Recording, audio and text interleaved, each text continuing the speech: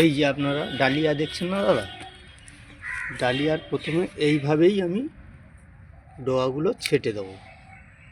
ঠিক আছে, এই দেখছেন এইভাবে প্রথমে ডগাগুলো আমি কেটে দেবো।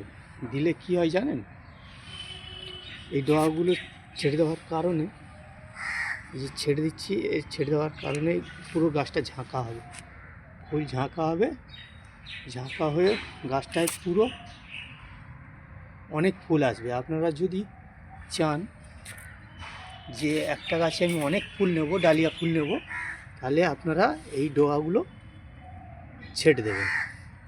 ঠিক আছে, ছেটে দিলে গাছটা পুরো ঝাঁকা হয়ে যাবে, ঝাঁকা হয়ে গিয়ে প্রচুর ফুল আসবে।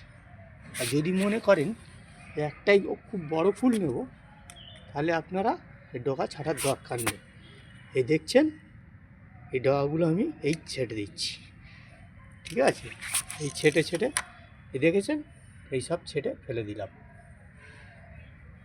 Thank you.